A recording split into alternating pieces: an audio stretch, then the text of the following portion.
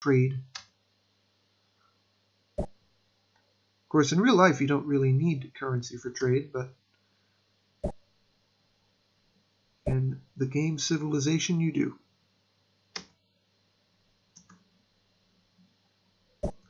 My settler force, if that's the best term, is gradually growing here.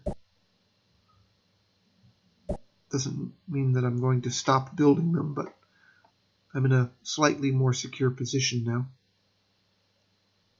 Consult High Council. Periodically they recommend this, so let's see what they have to say. Give me more soldiers, noble leader, that they may sheathe their swords in the beating hearts of our enemies! Excellency, we are the most enlightened empire in the world. I salute you. So that's, again, because I have so many cities producing science that even though I don't have any libraries or universities or anything like that, we're doing really well. Excellency, let us make currency instead of swords, for it is wealth that moves the world, and profit that rules it. So that is indeed what I'm doing. My talents go to waste, noble leader. Let us send forth our explorers to find other nations. I concur, Your Majesty. So again, that's in line with the fact that I don't have any foreign relations yet. Wise men say that only fools run an empire without luxuries, King. I disagree, Excellency. I disagree, Your Excellency. The luxuries rate is this thing connected to your tax rate where you're choosing to spend on luxuries, so to say, instead of science or taxes. So it means, I guess, public funding for the arts and so on. And what happens when you crank it up is you end up with more entertainers in your cities who can also become bureaucrats, but you have to sacrifice either science, taxes, or both. But it is a way of getting around lack of adequate happiness improvements in your cities, and this is also true in Civilization 1. So back to the map. See what this village is here. Very good. Alright.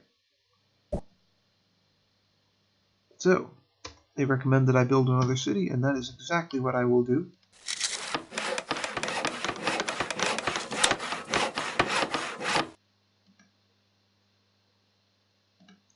I will build, you guessed it, more settlers.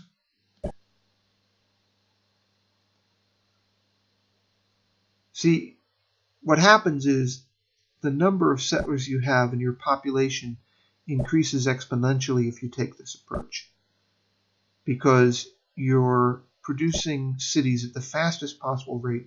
The cities are producing population, and then they're producing settlers. The more cities you have, the more settlers you can produce, and the more cities you can produce, and the cycle repeats. So it is, I've found, at least in the chieftain level, the best way to get ahead. So, Roman wise men discover the secret of currency, and the Civilopedia explains, or an abbreviated version of it anyway, explains that we can build marketplaces now. It also allows construction, although we have to develop construction, and trade, although we have to develop trade. So I think that even though trade seems more important to the layperson, construction is actually more important, just in case we have to build coliseums to tamp down on rioting in the cities. It also leads to engineering and a lot of other important things. Now I have another recommendation to found a city, and I will do that.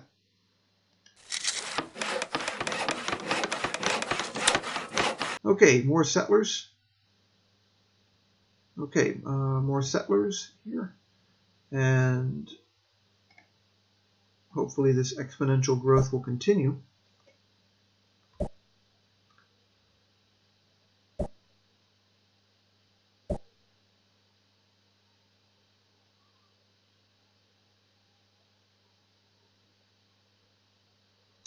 $100,000 citizens.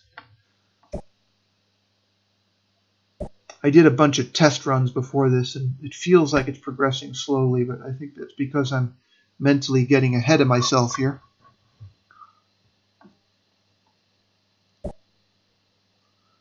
Alright, so Gandhi wants to talk here. That guy is not supposed to be Gandhi. I mean, obviously, Gandhi is in the portrait here. But they give you an animated ambassador from the other country to talk to. I bear a message from our most wise emperor, this Gandhi of the, Indians.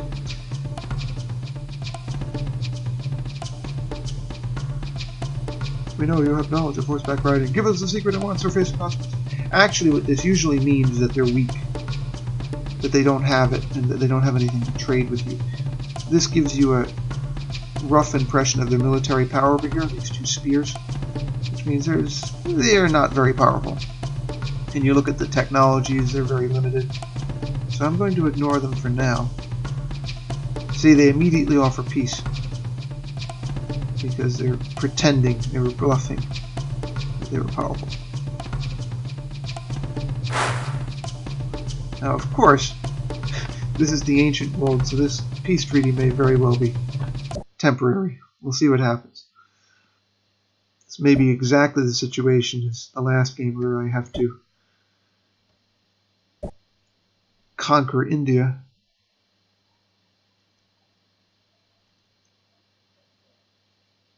Just a little technical check here. Yeah, okay, it's working.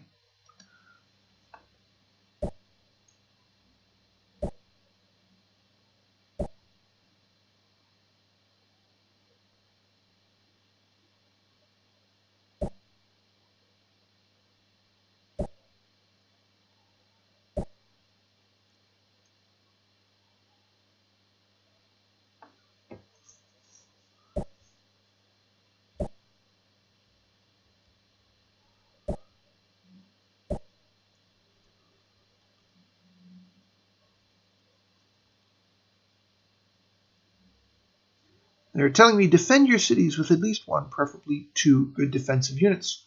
Strike a balance between improving your existing cities and striking out to found new cities. Don't expand beyond your ability to defend yourself. Barbarians and hostile armies may appear without warning.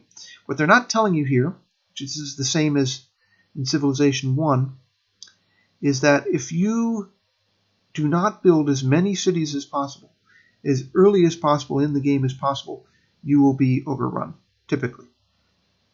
So what I'm doing here is against their advice, but is actually the most effective way to play the game, at least at the lower skill levels. It's likely that if you had a game at a higher skill level, you would have a lot more barbarians to deal with and you would need more soldiers. But in this case, building soldiers would delay the production of settlers. So I'm not actually able to do that and be competitive.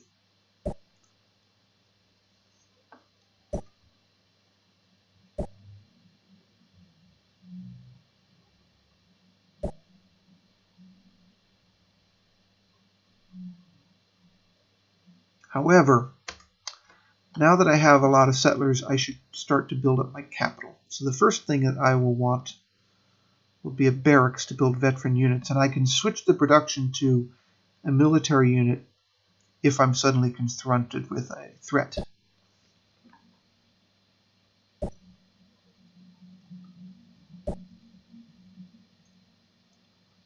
I'm going to take a look at what is over here, but I think I will found a city there for strategic reasons in a bit.